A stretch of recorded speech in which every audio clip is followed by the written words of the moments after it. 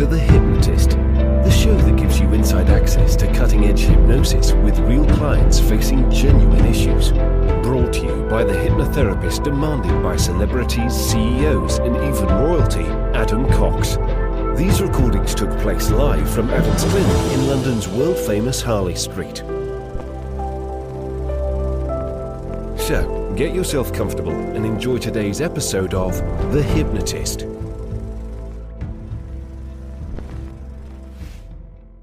Hi, it's Adam here, and this is a hypnosis session all about calling fears bluff.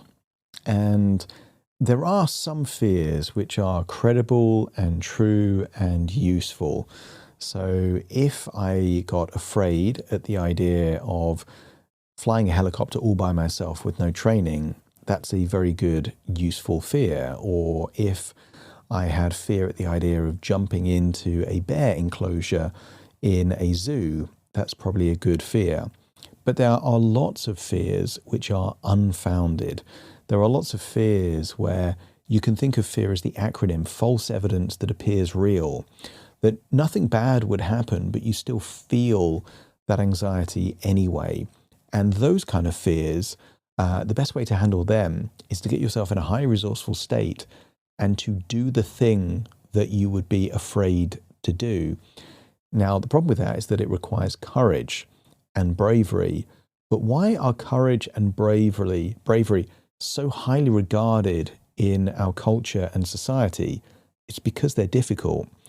But by being brave, by being courageous, it means that you face the very thing that you're afraid of. And in doing so, most of the time the fear disappears, your comfort zone expands, and the possibilities within your life also expand. And I've shared this story before, and I talk about it at the beginning of a webinar that I've recently recorded, and that's available in the links, by the way, as to how I started being a therapist. And I started not by trying to be a therapist to other people, but trying to fix myself, because I had severe social anxiety, and I started avoiding more and more people until I became a recluse.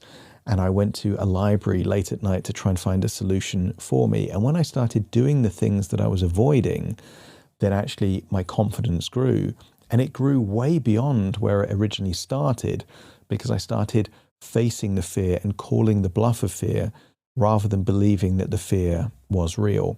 So if any of these things resonate with you, I think you'll get some value from this session. But to really get value, I would encourage you to think about, what are your biggest fears? Not the credible fears, but the fears that are haunting you and they're not really real. Things that nothing really bad could happen. It might be the disapproval of other people or rejection or something like that, where actually if you just did it in an audacious, confident, courageous way, actually you would go beyond the fear and that just wouldn't bother you anymore. And I'll share this with you because I now do a podcast daily. I'm regularly on conferences and things like that. But I remember the very first time I was on radio, and I called in to win a prize on my local radio station, and it was a small radio station. And I got so nervous at the idea of just being on radio and that there was other people listening. And it was at 6 o'clock in the morning before my paper round, like nobody was listening anyway. And I got so nervous. And now I broadcast to thousands of people every single day. It doesn't bother me at all. So when you face the fear disappears a lot of the time. So I'd encourage you, think about your fears. What would calling the bluff of that fear feel like and be like? And then you'll get some more value from this session. And if you like the idea of checking out that website where I talk about, the webinar where I talk about working with me and why I'm a therapist to begin with, have a look in the description for that. And there's lots of other resources there as well, completely free. For now, though, find a quiet, comfortable place where you won't be distracted or disturbed. Relax and enjoy the session.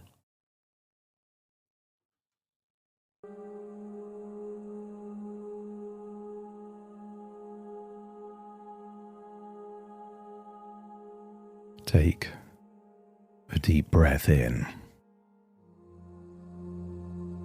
And as you breathe in that wonderful feeling of calm and relaxation. And as you exhale, give permission to release any emotions, any sensations, any feelings that aren't useful for you right now. Tension isn't needed. Stress isn't needed. So just allow anything unuseful to feel like it's melting away and leaving your body in your outward breath. And when you breathe in deeper than you normally would. And as you exhale, just allow that outward breath to elongate, to keep on going and going, maybe twice as long as a normal outward breath. And each breath allows you to drift deeper and deeper. And with your eyes closed, notice how much easier it is to focus on the sound of my words, the rhythm of my voice.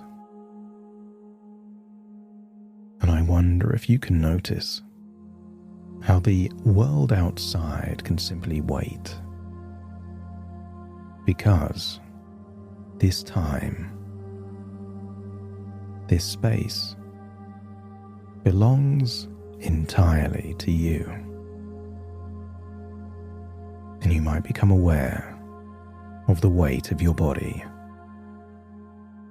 the places where you are supported, the chair or surface holding you, doing all the work,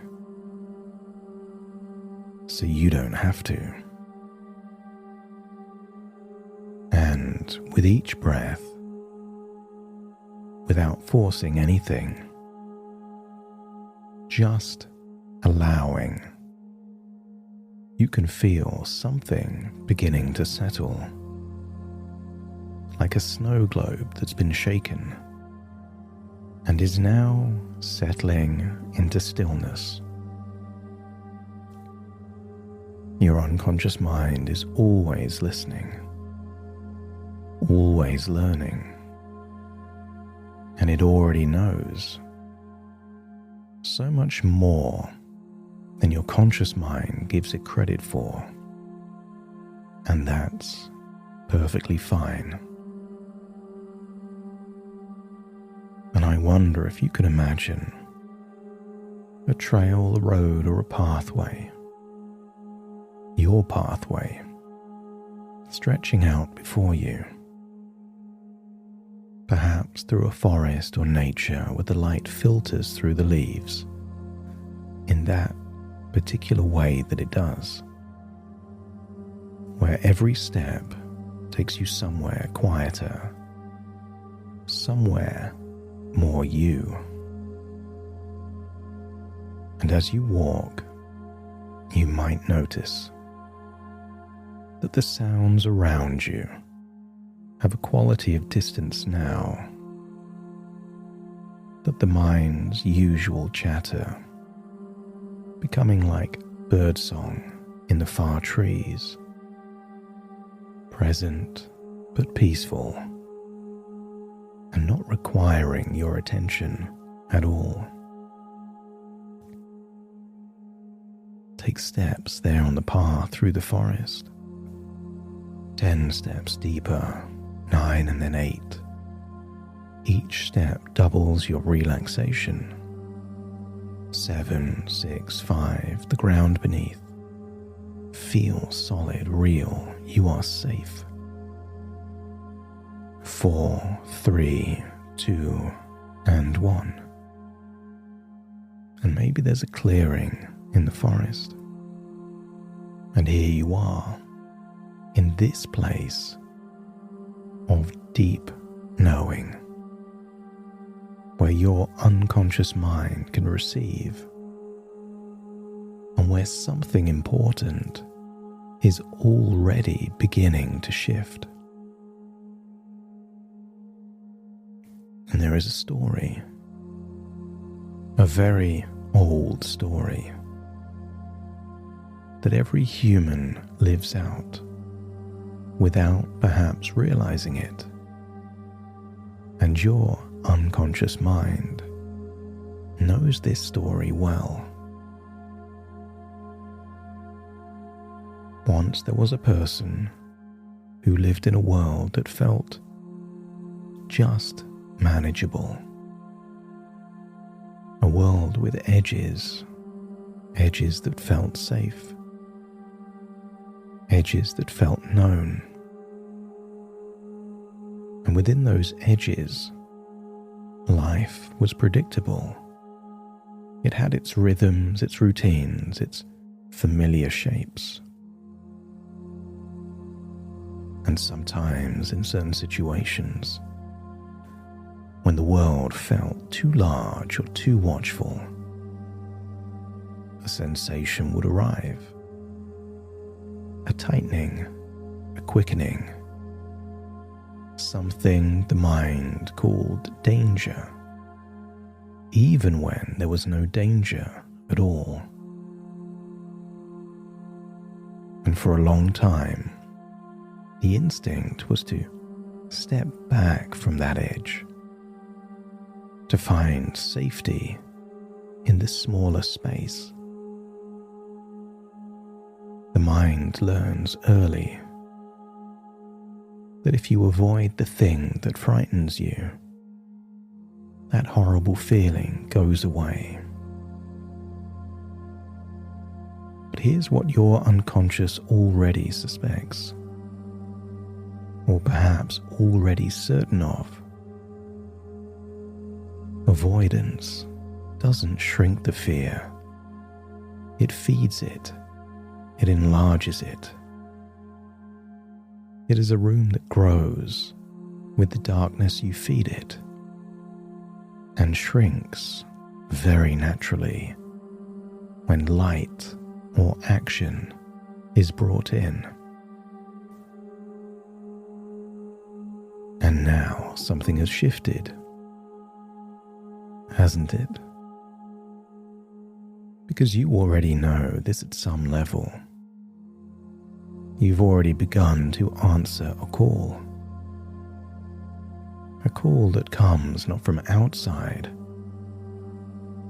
but from somewhere deeper than thought. And that call sounds like this. What if the very thing I've been avoiding is the thing that will set me free? Your body, in its wisdom, has been preparing you all along. That quickening you feel before a challenge, those sensations you once called anxiety, is the body summoning its resources, calling in its reserves, getting ready. An athlete before a race, an actor there on the edge of the stage, a speaker before hundreds of people. They all feel it, that aliveness, that readiness. The body saying, I know this matters. I am here and nothing will deter me. And what if from this moment you could meet that sensation, not with resistance but with recognition? Ah, there you are. I know what you are. You are my preparation. You are the edge of my comfort zone. You are my body getting ready to be brilliant. F-E-A-R. Fear. False evidence that appears real.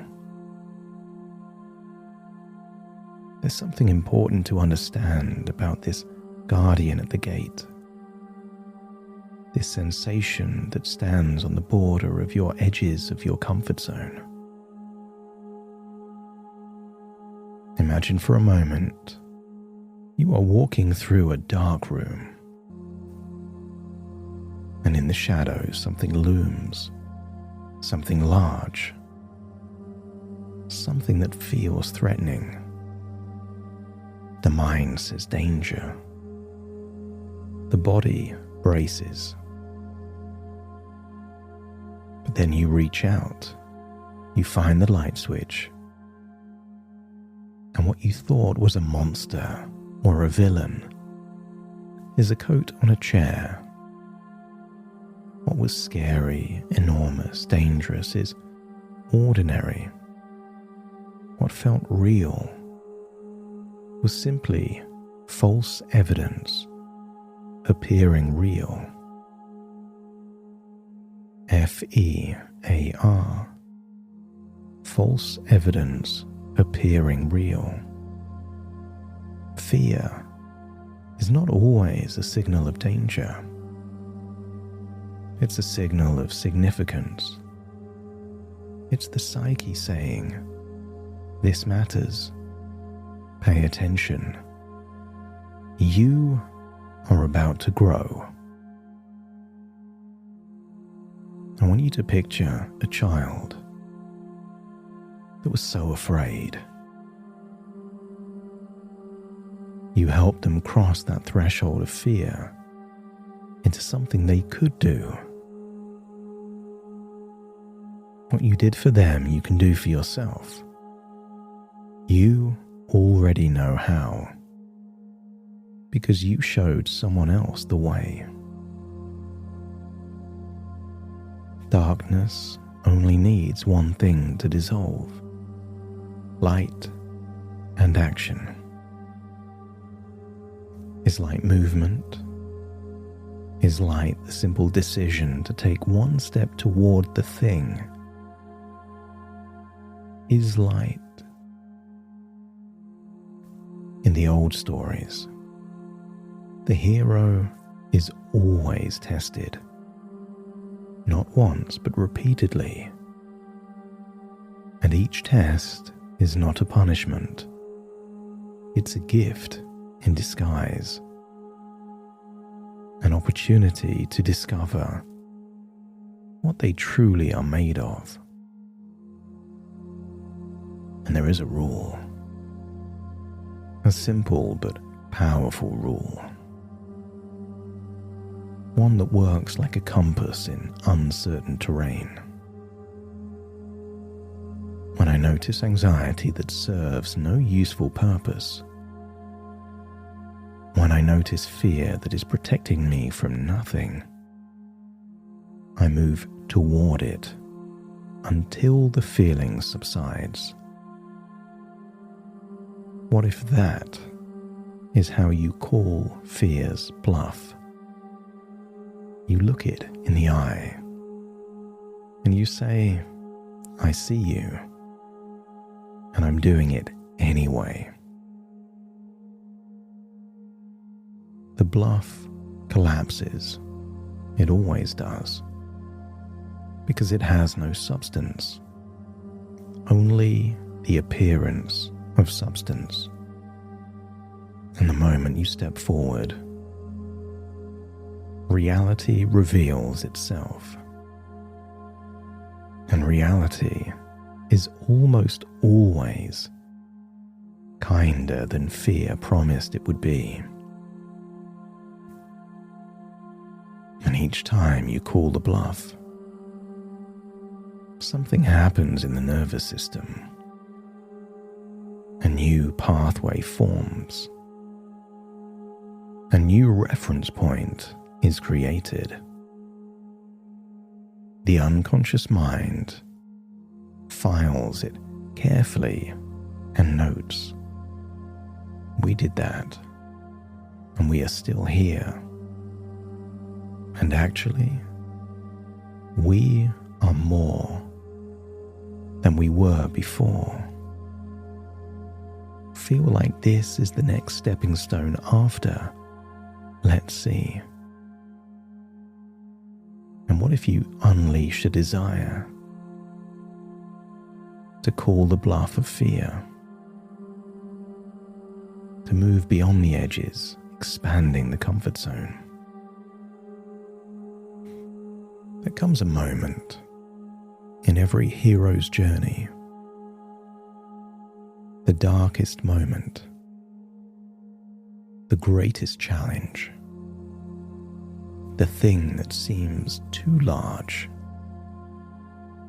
the situation that seems designed specifically to undo all progress. In the old stories, they called this the nemesis, the supreme test, the dragon at the cave entrance, the storm before the harbor. And here is the secret that only those who have crossed this threshold know. The nemesis is not there to defeat the hero. The nemesis is there to reveal them, to show the hero what and who they have become. So when the test comes, and it will come, as it comes for every person, rather than fear it, you can welcome it. As strange as that sounds, you can say, I've been expecting you. This is the thing that proves I have changed. This is the fire that tempers the steel. And every time you face the thing outside your comfort zone, every time you take that step into the daunting space, your whole comfort zone expands. Not just in that area, but everywhere.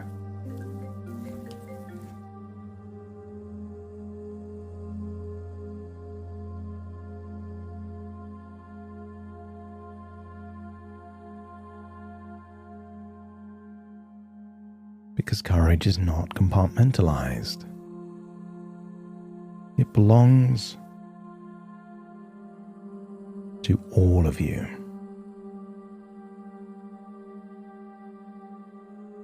Stand up in front of people who might laugh, and something happens to your fear of smaller judgments. Volunteer for that difficult thing, and the ordinary difficult things become easy. Face the one big fear, and the 100 small fears loosen their grip. And what is the reward for all this? For calling the bluff, for moving toward the shadow, for stepping into the daunting thing. What if it's a life, a future, a self that is more capable, stronger, larger than it was? I want you to imagine a circle drawn in the sand. Everything inside the circle is familiar, safe, known. Everything outside the circle in the sand is unknown, uncertain. This is the comfort zone. And just imagine every time you step outside the circle, it grows, it expands. To include where you went, the circle gets bigger. Your world gets bigger. And the person at the center of that circle gets bigger too. A goldfish in a bowl remains small. A goldfish in a lake becomes large. Those things that once caused dread would then feel manageable. The sleep that was broken by tomorrow's worry now comes naturally, because your nervous system has learned through experience, not just through words, that the world on the other side of fear is survivable, is worthwhile, is often wonderful. And just as you have already begun to notice a different quality to the mornings, a different relationship with the sensation in your chest before a challenge, this is only the beginning of how different things will feel. In every great story, the hero returns home, but they return changed, carrying something they didn't have when they left. A gift, a wisdom, a medicine that they now offer to others. You are already living this. Every breakthrough, every progress within you is an opportunity to guide someone else.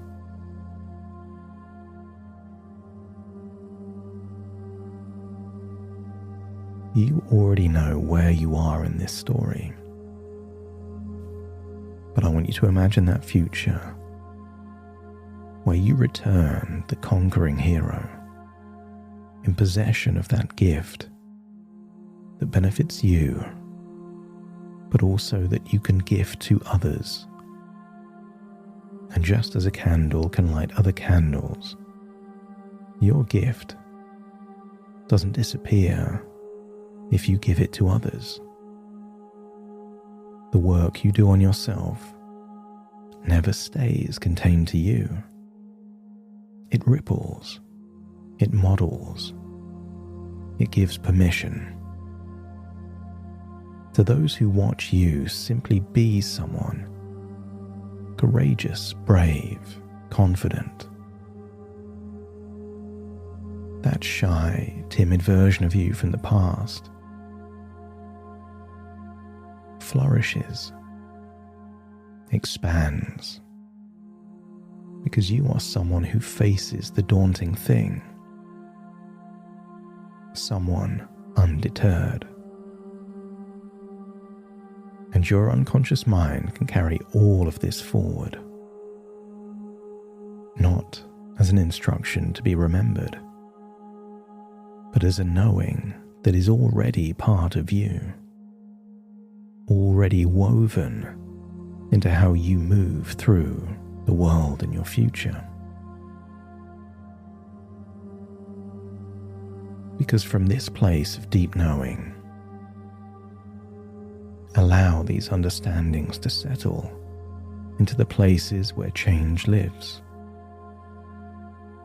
not in the mind that thinks, but in the body that acts, in the nervous system that remembers, in the unconscious that guides. Whenever you notice fear that has no useful purpose, you will know it as false evidence appearing real, and you will choose action. Action calls the bluff of that fear. And every time you step outside your comfort zone expands, and you expand with it. You can always call fear's bluff. You can move toward it until the feeling dissolves and disappears. And the more you do it, the harder fear is to find. Because your hero's journey is already underway. And the tests you face are not obstacles. They are the very evidence that you are growing, evolving, improving, because you are becoming someone who acts despite the feeling. And with each action, you become more of who you were truly meant to be. Very soon, I will count from 1 to 10 to awaken you. You will awaken with a new set of beliefs around fear and anxiety, a desire to do what is beyond the comfort zone, to find it fun to call the bluff of fear.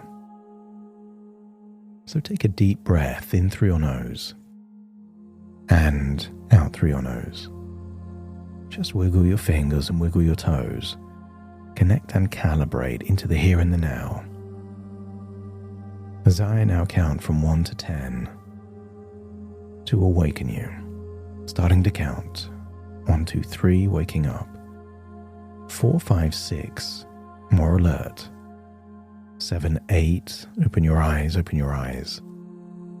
9, 10, wide awake, wide awake, wide awake.